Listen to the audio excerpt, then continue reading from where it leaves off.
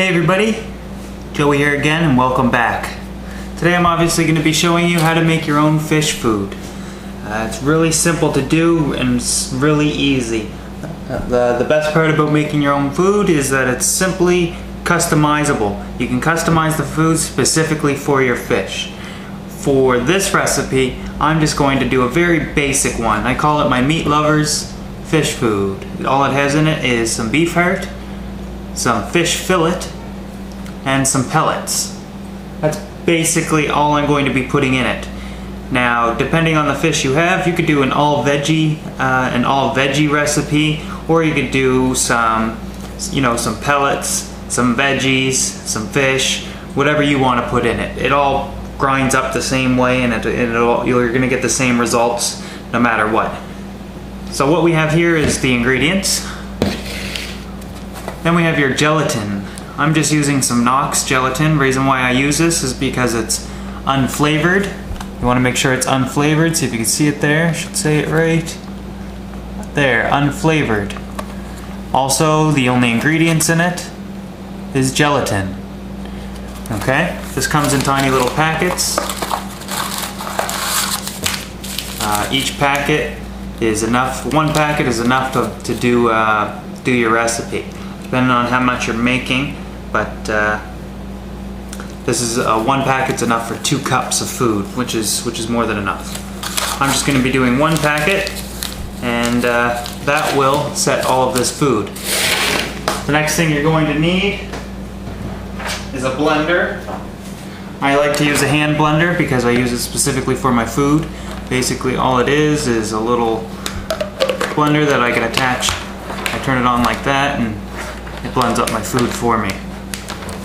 You're also going to need a container to blend your food up in. I'm probably going to just use a small Tupperware container, and a measuring cup to measure out your water for your gelatin. I'm just going to use a little protein shake bottle. The reason being is because it's got these little metal balls that go in it, and when I mix up my gelatin, it makes it really easy on it. So first things first, we're going to blend up the food. I'm going to show you how to do that. Okay, so first things first, plug your blender in and make sure it works. Okay, I like to start with the meat, just because it creates a nice paste for me to add my pellets to, or flake food, whatever you want. Generally speaking, you're going to want to add some sort of a pellet or flake if you're just using meats, because there's not enough of your vitamins or anything like that in the meat itself. If you're adding in some vegetables like carrots, peas, and carrots, peas, and romaine lettuce. Those are the best vegetables to add to your own do-it-yourself food. So it's really easy to grind stuff up. If you're using a blender, it's much easier. This tends to make a bit of a mess, but I don't really mind it. I'm just going to go ahead and start here. Yeah, it's going to make too much of a mess. I'm going to go ahead and switch containers.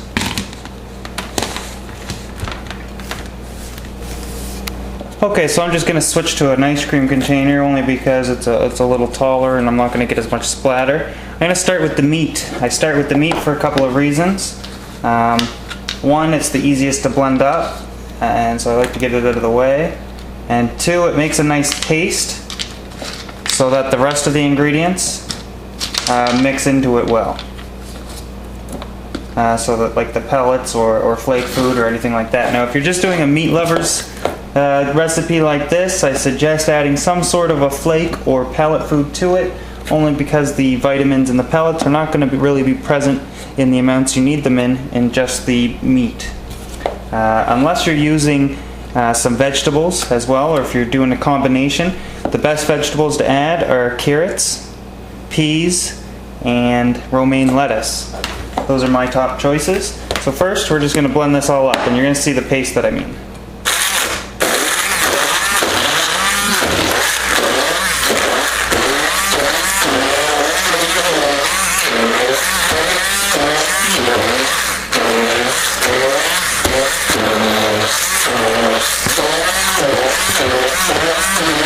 So it's all blending together quite nicely right now.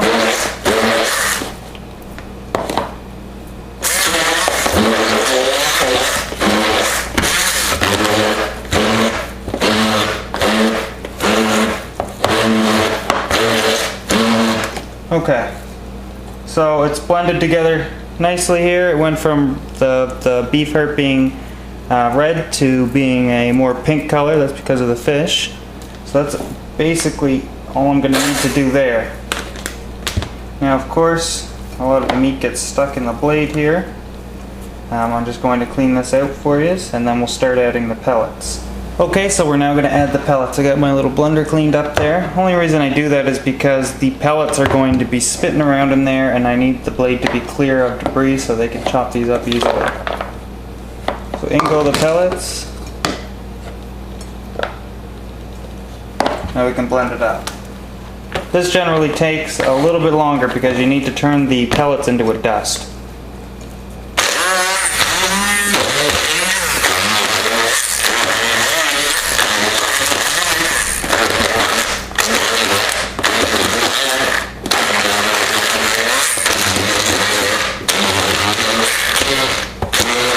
So I'm going to finish blending these up.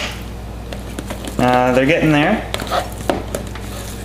And then when I'm finished, we'll come back and we'll move on to the next step. Okay, so it's now time for the gelatin. There's a proper way to mix gelatin.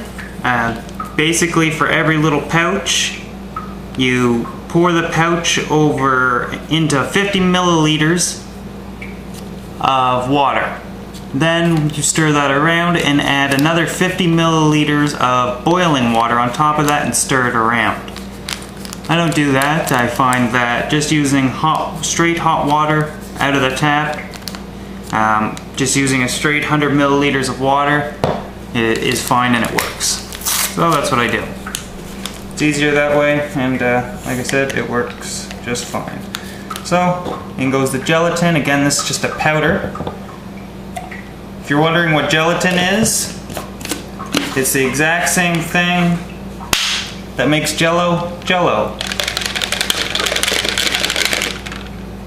we're just stirring that up. Again, this little shaker comes in really handy. You just want to stir it up till it's dissolved. So that's basically it. Now we're going to get our food ready. So here it is. Looks kind of gross.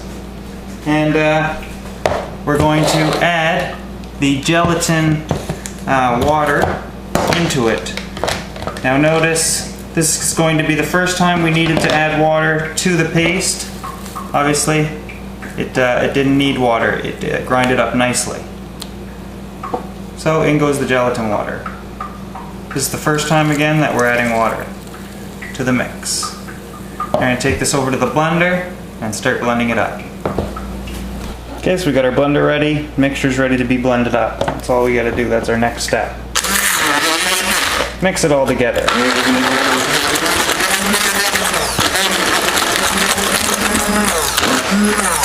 So you can hear the pellets a lot easier in here. I didn't get them all, but we're gonna get them now.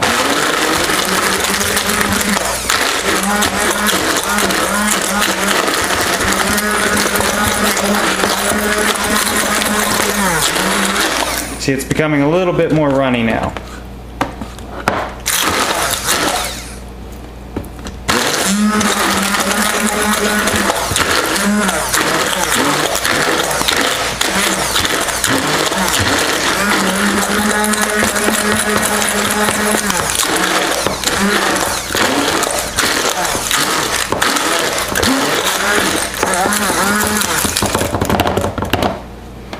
Okay, so I don't have anything sticking to the blender in chunks anymore, so I'm going to say that's blended enough. So now we can move on to the next step. Okay, so next step is the easiest step, although all of this was easy. We want to take a little container that's shallow, square, and doesn't have any ridges on the inside, like ridges around the perimeter. So I just like to use a little dish. This is going to make me enough food for about a week, maybe 2, for the fish that it'll be getting fed to. So all we're going to do is pour it in. And the consistency of it is, I want to say like pudding. That's pretty consistent with what it should be. Now, once you get it all in there, you just get as much as you want in there.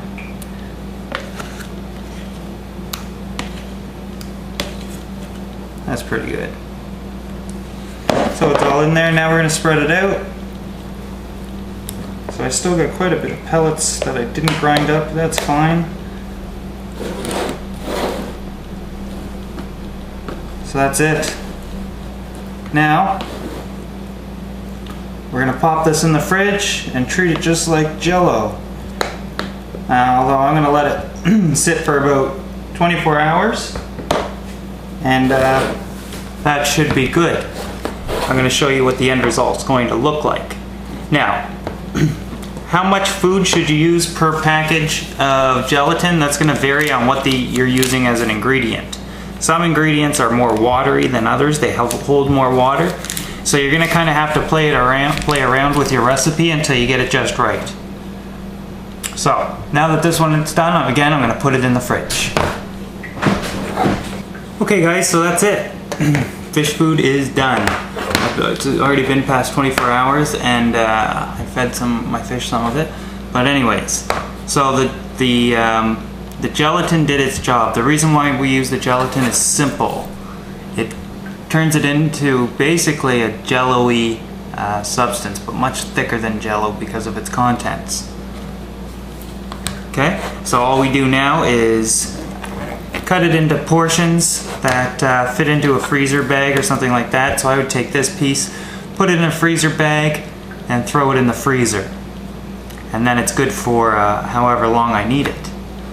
When I want to feed my fish, I simply break off a piece, just like that, and drop it in the tank. Now it does sink, it doesn't float, so that's good. It sinks to the bottom and the fish pick at it. The reason why we use gelatin is for a number of reasons. It's for one, to bind the ingredients, make sure they stay together in the tank, so that once you drop it, they don't basically dissolve and make a mess of your tank. That's one of the downsides to do-it-yourself fish food if you're not using a gelatin. So, as you can see, making the food was really simple, only took me a few minutes, and I've got enough food here to last me maybe a week. For the fish I'm feeding. You can make as little or as much as you want and add the ingredients or whatever you want to it. But this should basically be a pretty good guideline for you guys to follow. Anyways, I hope you enjoyed the video, and that's it. I'll see you next time.